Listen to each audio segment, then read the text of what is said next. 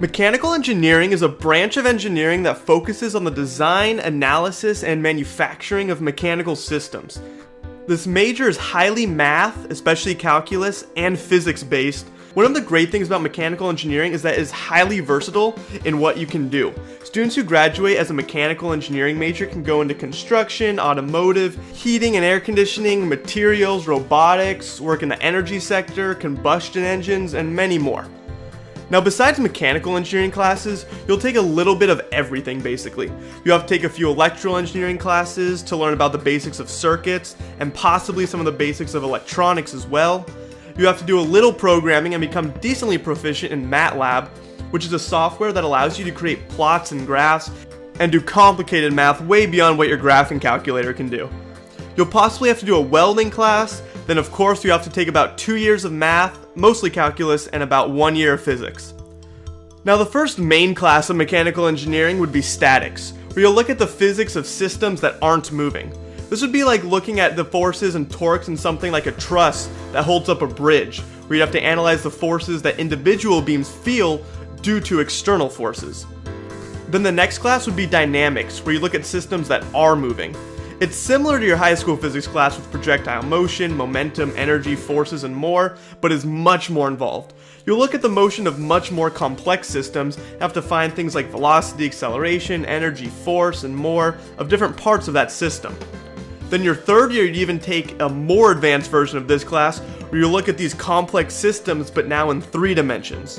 So as you can probably already see, mechanical engineering involves a lot of advanced physics. When you enter your third year, you'll take a course called Fluid Mechanics, and in this course you'll study the properties and mechanics of fluids such as air and water. This class is very calculus based. For example, you could study how the pressure of water changes as it flows through a set of pipes in a closed environment as height and pipe dimensions change. The principles to solve this are foundational for how your car brakes work. This class also includes the physics of how wind turbines work and why they are made the way they are so that they move as much as possible from any amount of wind. And you can analyze why different shapes are better or worse. And if airplanes interest you, you could even learn how wind flows over a wing to produce aerodynamic force, which also applies to car aerodynamics, which if optimized increases cars' MPG. You also take a class called Thermodynamics, which deals with the relations between heat and other forms of energy, such as mechanical, electrical, or chemical. In this class, you'll study the combustion engine, which applies to cars, boats, and aircrafts, and you'll learn these engines in great depth and see how they are constantly making adjustments to make them more efficient. You'll go as far back and learn at how the first steam engine was created, and you'll learn how similar ideas are still being used in power plants today to produce energy to power your TV, turn on your lights, and power your appliances. You'll then take a vibrations class where you'll analyze the mechanical vibrations that occur in different objects. Think about if you were to drop a metal object. When it hits the ground, you might observe or even hear it vibrating. Well, in mechanical systems like planes, cars, satellites, and more that are moving, but also contain parts like motors and engines that are also moving at very high speeds, it's important to analyze the system even down to the vibrations to ensure the system can withstand those vibrations that occur. Have you ever seen in movies a person make a high-pitched note and it causes something like a glass to shatter? That's because the sound is making the glass vibrate at just the right frequency, called the natural frequency, that makes it shatter. Buildings even need to account for this, because in the case of an earthquake, the building will shake and vibrations will be created. This is actually a building in Japan that was structurally built to withstand high winds and strong earthquakes from causing strong vibrations. One thing they did was put something called a tuned mass damper near the top of the building, which weighs 728 tons. And is something that is engineered to reduce mechanical vibrations that can actually save the building from destruction during natural disasters. In 1940, the Tacoma Bridge collapsed, and what they found afterwards was that vibrations occurred due to interactions between the bridge and the wind, which just kept amplifying until it fell apart. Like most mechanical engineering classes, this one is highly calculus based because you have to model very complex systems and motion. Then you'll take some design classes, and these are kind of a combination of materials engineering and mechanical engineering, where you'll look at the strength and durability of different materials, mechanisms, and structures.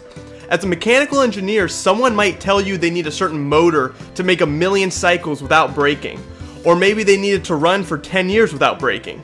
This could even apply to just how much weight can a beam support before braking and how much stress is it subject to with a certain amount of weight. Now there are a few concentrations within mechanical engineering.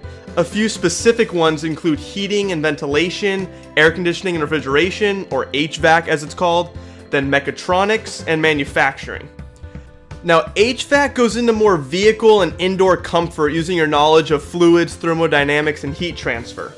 An HVAC concentration leads to working on maintaining heat and ventilated air in something like a large commercial building, cars, apartment buildings, homes, hospitals, hotels, and more, where you'll have to understand how heat travels throughout the building and different materials. When you see those ducts in large buildings, those have to be carefully placed in order to ensure comfort throughout the whole building by knowledge of thermodynamics and airflow. Now it may not seem like it, but seeing how these systems actually work can actually be pretty involved. Then mechatronics is like the combination of mechanical engineering, electronics, and some computer engineering. As a mechanical engineer, when it comes to robotics, you'd be able to build the robot structurally and make sure it can withstand a certain amount of force. But with mechatronics, you dive more into also the programming and circuiting of the robot. So with a mechatronics concentration, you'd basically have all the sub-disciplines necessary to build, circuit, and program a robot. And this has applications in embedded systems, sensing and controls, robotics, and more. Now the manufacturing concentration is a little more broad because you can learn things from the design of a part to the actual materials used for the part. Manufacturing might involve learning techniques that help you predict when a certain part will fail. This major will be helpful in teaching you that slight alterations in design or material of a part can have a drastic impact on the overall price, which becomes an important component in the design and manufacturing of parts related to profit margins and running a business. Now these are just some examples of concentrations, but there are many more sub-disciplines, and as a mechanical engineer you have a lot of flexibility. As a mechanical engineer you could work on cars, but to be more specific, you could work on improving the engine to make it more efficient. You could work on the suspension of the car to ensure it can handle the forces that the car is subject to, like could it handle going over a speed bump too fast? Or you could do crash testing and look at the materials and shape of the car to see what it can withstand and how it would affect a person inside. Or you can maybe analyze how air flows over or through the car and optimize its aerodynamics to make it go faster from knowledge of your fluids classes. And this could even be applied to planes or drones. A mechanical engineer could also work with biomedical engineers on things like prosthetic body parts. They might need to help make sure the mechanism is strong enough to withstand the forces they'll have to put up with, or they might have to decide what's the best material to use. Mechanical engineers can also work on alternative forms of energy, like on wind farms, hydroelectric, solar, and more.